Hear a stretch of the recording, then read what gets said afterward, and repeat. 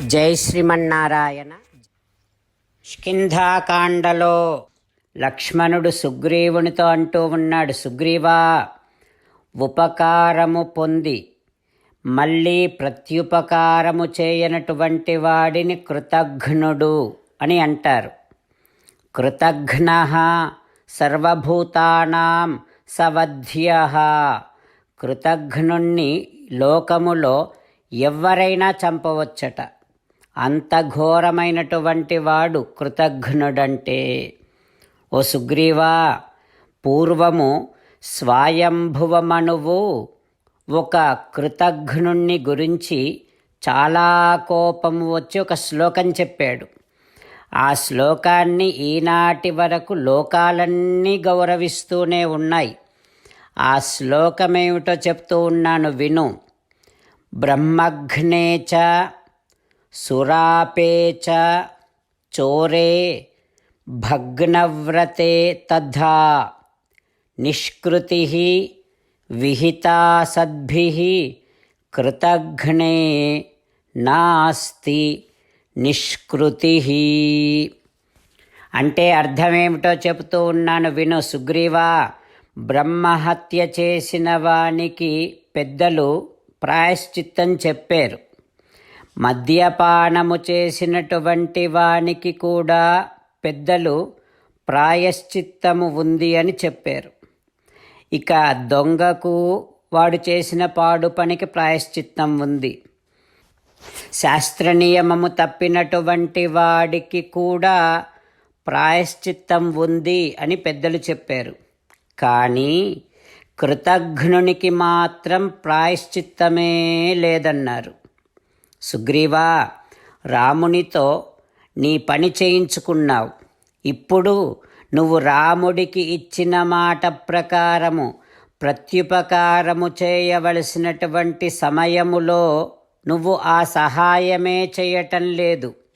అందువల్ల అనార్యః త్వం, నీ గౌరవం పోయింది. కృతఘ్నః, కృతఘ్నుడివి అయ్యావు. మిథ్యావాదీ చ వానర, అబద్ధాలు మాట్లాడేటటువంటి వాడివి అయ్యావు. ఓ సుగ్రీవా, రాముడెవరనుకున్నావు? మహాత్ముడు, కారుణ్యవేదిన, చాలా గొప్ప దయకలవాడు రామచంద్రుడు. అందుకనే నీకు సహాయము చేసి నిన్ను రాజును చేశాడు. ఇప్పుడు నువ్వేం చేస్తున్నావు? రాముడికి సహాయం చేయటం లేదు. అయితే నేను చెప్తూ ఉన్నాను, విను సుగ్రీవా. నువ్వు కనుక రాముడికి సహాయము చేయకపోతే నేను నా వాడి బాణములతో నిన్ను చంపి నీ అన్న దగ్గరకు పంపిస్తా. ద్రక్షసి వాలినం, నీ అన్నను చూపిస్తా. సుగ్రీవా, నచ సంకుచితః పంథా ఏన వాలి హతో గతః. వాలిపోయినటువంటి దారి ఇంకా మూయబడలేదు సుమా. అందుకే సుగ్రీవా, సమయే తిష్ఠ, మాట నిలబెట్టుకో. మా వాలిపథం అన్వగాహ, వాలిపోయిన దారిలో వెళ్ళాలి అని అనుకోకు. సుగ్రీవా, నువ్వు ఇంకా రాముడి గురించి పూర్తిగా తెలుసుకోలేదు. రాముడి ధనుస్సులో నుండి వేగముగా వచ్చేటటువంటి వజ్రాల లాంటి బాణాలను నువ్వు ఇంకా చూడలేదు. చూస్తే ఇంత హాయిగా సుఖాలు అనుభవిస్తూ ఉండవు. చూస్తే ఇంత తేలిగ్గా రాముడి విషయాన్ని మరచిపోవు అంటూ లక్ష్మణుడు చాలా కోపంగా సుగ్రీవుడితో ఇంత కఠినంగా మాట్లాడుతూ ఉంటే అప్పుడే తార దగ్గరికి వచ్చి లక్ష్మణుడితో ఈ రకంగా అంటోంది, లక్ష్మణా, నువ్వు సుగ్రీవుడితో ఇంత కఠినంగా మాట్లాడవద్దయ్యా. రామచంద్రులను మనసారా ధ్యానము చేస్తూ పరమదయాలువు పరమశివుడు చెప్పిన పరమపావన రామనామాన్ని చెబుతూ మనము రామనామ గానము చేస్తూ ఉంటే అదిగో సీతారామచంద్రులు, పార్వతీ పరమేశ్వరులు, ఆంజనేయస్వామి సకల దేవతలు, పితృదేవతలు, మహర్షులు, ఆచార్యులు, భాగవతోత్తములు అందరూ మనని చూసి ఆనందముతో అనుగ్రహిస్తున్నటువంటి దృశ్యాన్ని భావన చేస్తూ నోరారా రామనామగానము చేద్దాం. రామ రామ దశరథ రామ, రామ రామ దశరథ రామ, హే హే రాజా రామ, హే హే రాజా రామ, హే హే సీతారామ, హే హే సీతారామ. జై శ్రీమన్నారాయణ. భక్తులకు ప్రత్యేకమైనటువంటి విజ్ఞాపన. మీకు అన్ని విషయాలలో వెంటనే మంచి ఫలితాలు రావాలి అనంటే ప్రతిరోజు 1 నిమిషం వెచ్చించి నారాయణాస్త్రాన్ని చదవండి. ఇక మీకు తిరిగే ఉండదు. నారాయణాస్త్రాన్ని పొందడానికి మీరేం చేయాలంటే నారాయణాస్త్రం అనే వెబ్సైట్కి వెళ్ళి మీ పేరు, మీ ఈమెయిల్ ఇస్తే మీ ఈమెయిల్కి నారాయణాస్త్రం PDF వస్తుంది. అందులో ఒక రామాయణ శ్లోకం, ఒక గీతా శ్లోకం, ఒక విష్ణునామం ఉంటాయి. ఆ మూడింటిని కలిపి నారాయణాస్త్రం అంటాం. ప్రతి ఒక్కరికి వేరువేరు శ్లోకాలను ఇస్తున్నాం. ఆ రకంగా ఎవరి శ్లోకాన్ని వారు ప్రతిరోజు తప్పనిసరిగా చదవటం వలన ప్రతిరోజు ప్రతి 24,000 భక్తులతో ఒకసారి సంపూర్ణ రామాయణ పారాయణ, 33 సార్లు శ్రీమద్ భగవద్గీత పారాయణ, 24 సార్లు శ్రీ విష్ణు సహస్రనామ స్తోత్ర పారాయణ జరుగుతుంది. ప్రతి ఒక్కరికి అంతటి విశేష ఫలితము ప్రతిరోజు లభిస్తుంది.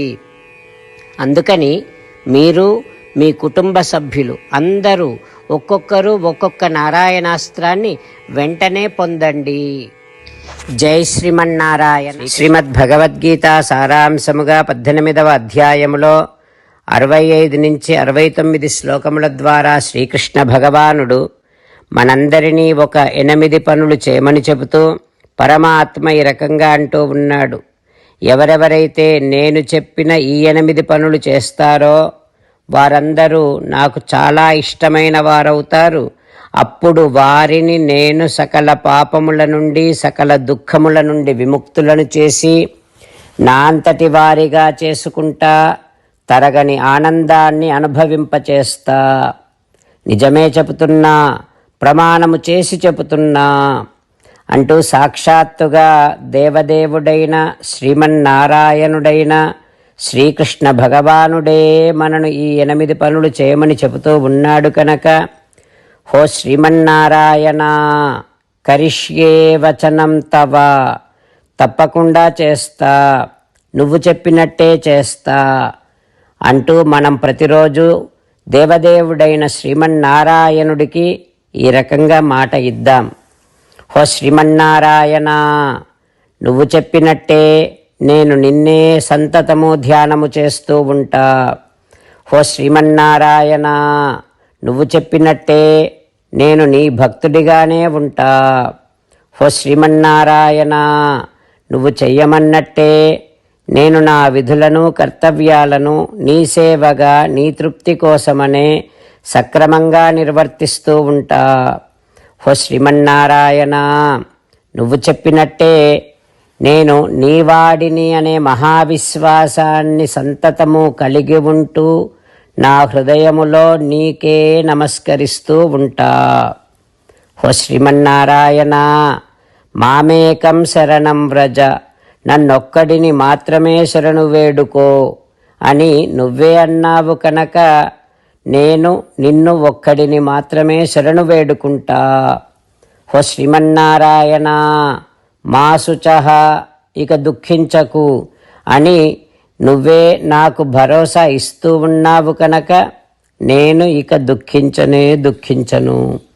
హో శ్రీమన్నారాయణ, నువ్వు చెప్పినట్టే నువ్వు నా కోసమని చెప్పిన శ్రీమద్భగవద్గీతను ఎప్పుడో ఒక్కసారి కాకుండా ప్రతిరోజు కనీసము 1 శ్లోకాన్నైనా అనుసంధానము చేస్తూ గీతోపదేశాన్ని జ్ఞాపకం చేసుకుంటూ ఉంటా. హో శ్రీమన్నారాయణ, నువ్వు చెప్పినట్టే నువ్వందరి కోసమని చెప్పిన శ్రీమద్భగవద్గీతను తెలియని భక్తులందరికీ తెలియచేసే నా వంతు ప్రయత్నాన్ని నిరంతరము కొనసాగిస్తూనే ఉంటా. ఓ శ్రీమన్నారాయణ, నేను నువ్వు చెప్పినట్టే చేస్తా, నీకు నచ్చినట్టే ప్రవర్తిస్తా, నీకోసమే పని చేస్తూ ఉంటా. కరిష్యే వచనం తవ. సర్వం శ్రీకృష్ణార్పణమస్తు. జై శ్రీమన్నారాయణ.